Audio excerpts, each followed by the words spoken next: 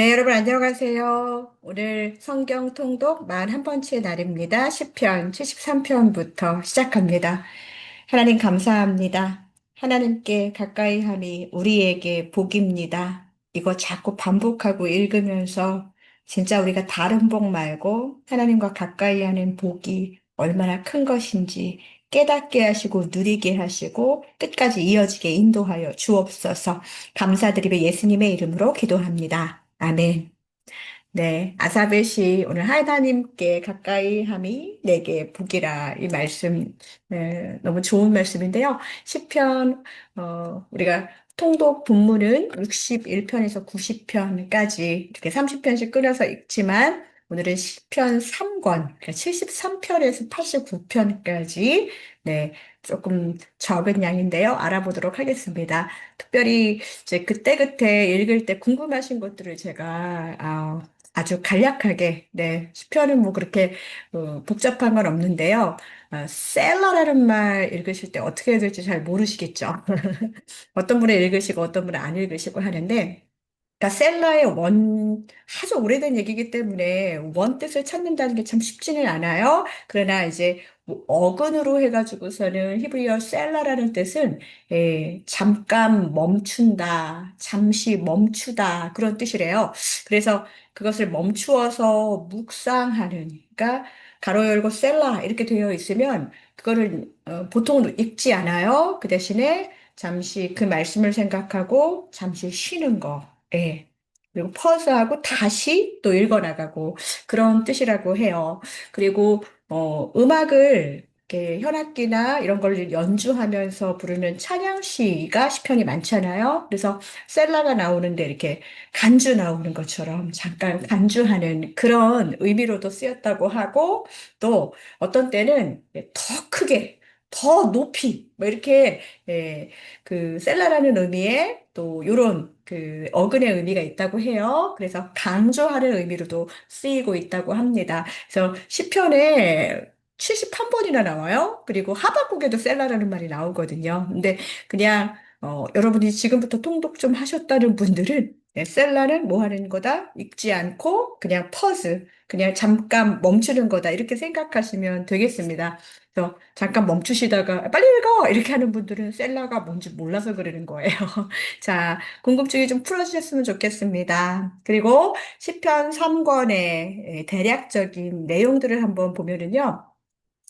보통 시편이 굉장히 이렇게 개인 시인 것 같지만 사실 이게 3권은 더 많이 공동체의 위기 속에서 신앙적인 질문을 합니다. 우리가 73편에 보면은 악인이 막 번영하는 악인의 형통함을 보면서 막 오만한 자의 그 형통을 되게 질투하는 내용이 나오지요. 그리고 왜 의인은 고난받습니까? 그래서 내가 내 마음을 깨끗하게 해요. 내 손을 씻어 무죄하다 한 것이 실로 헛되도다. 이거 뭐예요?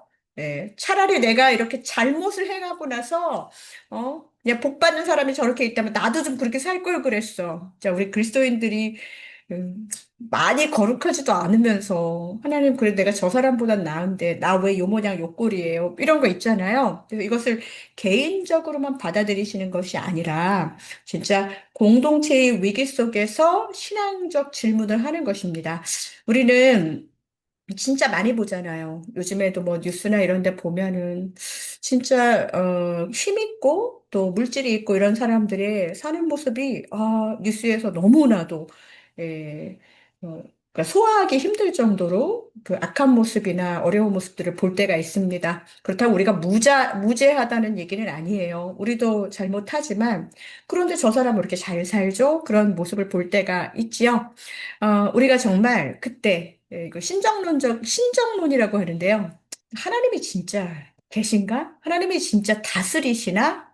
그렇다면은 언약은 어떻게 된 거지? 악인이 저렇게 번영하고 있는데 대부분 우리가 그럴 때 우리는 악인이 아니고 의인의 범주에서 악인을 바라볼 때가 많이 있죠. 자, 그런데 이 공동체 위기 속에서 우리가 이렇게 그냥 신앙적 질문하면서 탄식만 하는 게 아니라 시편에서는 그래서 하나님의 언약을 내가 더 붙잡습니다라고 결단해요. 그래서 이런 부분들 내 삶의 위기, 내 신앙의 위기가 왔을 때 우리도 화낼 수 있고 탄식할 수 있지요. 그러나 하나님에 대해서 궁금해하고 우리 욥을 봤잖아요. 또 하나님의 언약 어떻게 되는 겁니까? 질문할 수 있는 그런 신앙인들이 되셨으면 좋겠습니다. 이게 다 하나님을 만나는 과정이라고 생각하시면 되겠습니다. 자, 그리고 역시 73편에서 83편까지가 다 네, 아사베 시, 네, 레위 지파면서도 성전 중심으로 찬양의 일을 사역했던, 섬겼던 그런 그 인물 그리고 그 계열의 사람들이라고 말씀드렸어요. 고라 자손도 마찬가지입니다. 그래서 요 시편 3권에는 다윗 시편이 없지는 않죠? 다윗 시편이 제가 다윗의 기도를 본 것 같은데. 네, 다윗의 기도도 있는데 거의 다가 아삽과 고라 자손에 대한 이야기가 나오고 있습니다.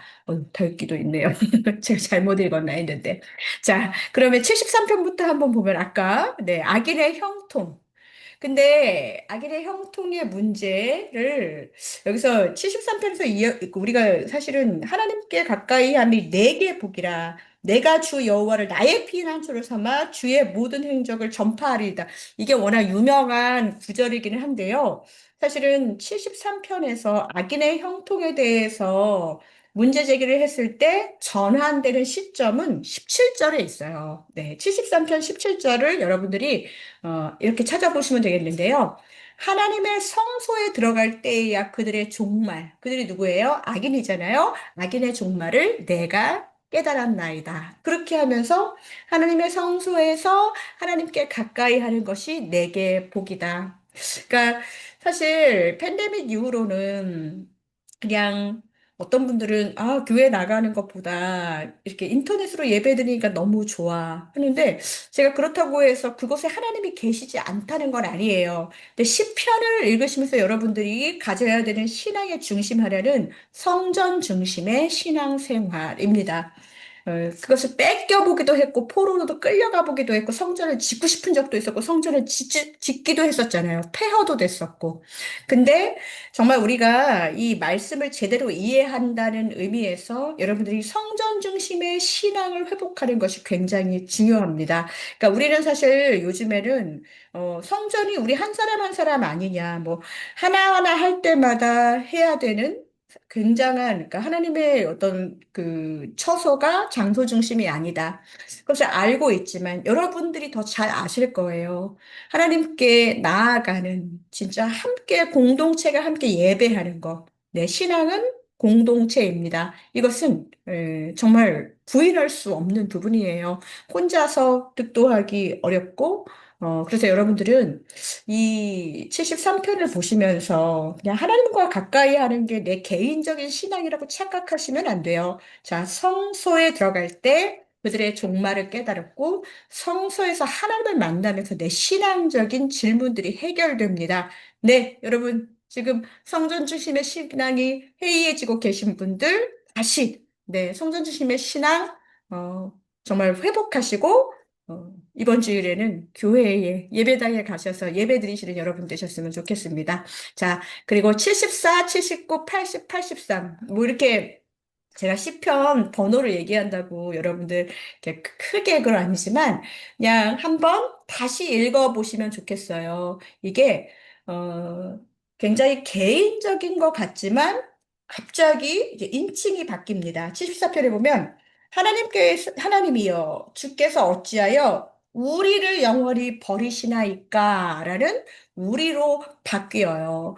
13절까지는 그것도 조금씩 나에서 우리로 바뀌는 어떤 그 성전 중심의 신앙에 대해서 강조하다가 이제 침략과 폐허와 원수 같은 이런 국가적 위기의 언어가 굉장히 여기 좀 많이 나오거든요. 그러면서 하나님은 예로부터 나의 왕이시라. 그러니까 참 공동체적인 것에서 우리가 계속 나의 신앙을 점검하고 하나님이 어떤 분이신지를 계속 분명히 하는 것. 자, 여러분들한테 이 통독을 하시면서 나에게 하나님은 어떤 분이신가요? 그랬는데 그거를 꼭 일지에 쓰라고 말씀드렸는데요. 자, 시편에서는 더 그렇습니다. 정말 여러분의 하나님이 어떤 분이신지 발견하셔야 돼요. 우리가 다윗의 하나님 하면은 하나님 여호와는 나의 반석이시요 요새시요 이런 거 되게 많이 나오잖아요. 대부분이 다윗이 도망 다닐 때 나를 피해주고 구해줬던 그런 존재예요. 그럼 우리는 뭘까요? 여호와는 나의 셀폰이시요?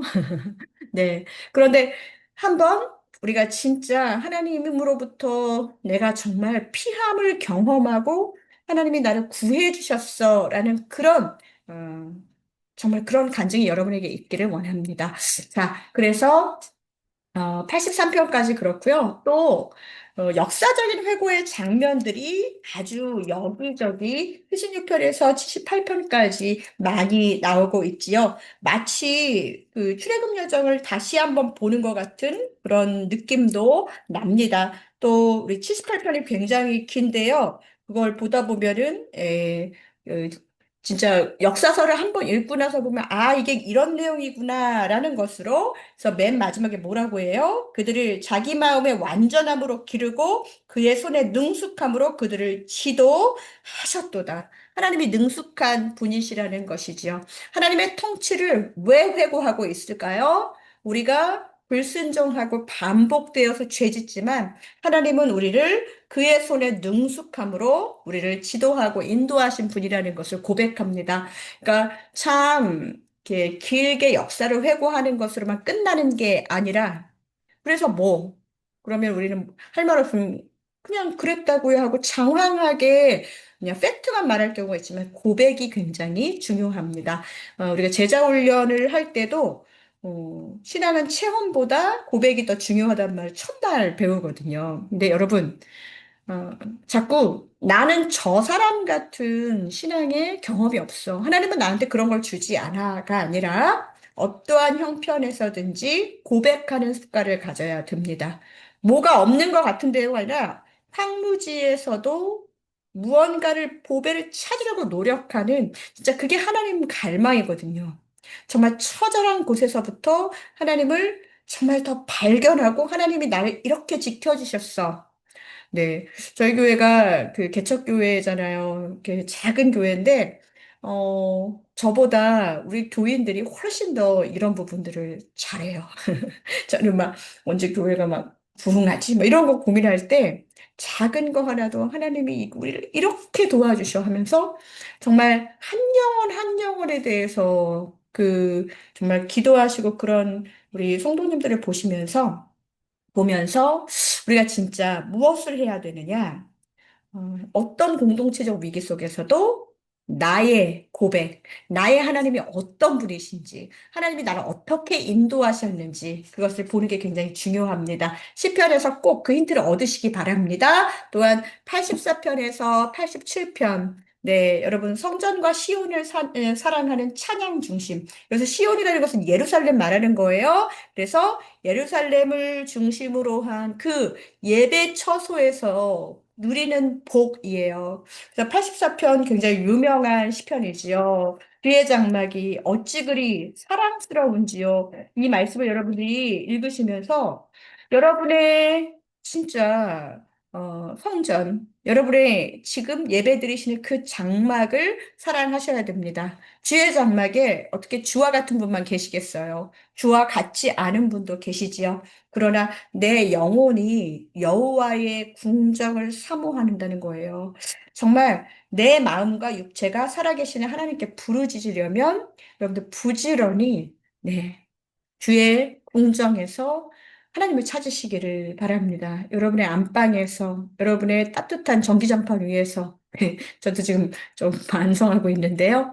자, 빨리 예배, 처소에서 기도를 회복하시는 여러분 되시기를 바랍니다. 자, 88편은 읽다 보면은 너무너무 네, 처절한 여호와 내 구원의 하나님이여 내가 주야로 주 앞에 부르짖었으니 나의 기도가 주 앞에 이르게 하시며 나의 부르짖음에 주를 기울여 주소서.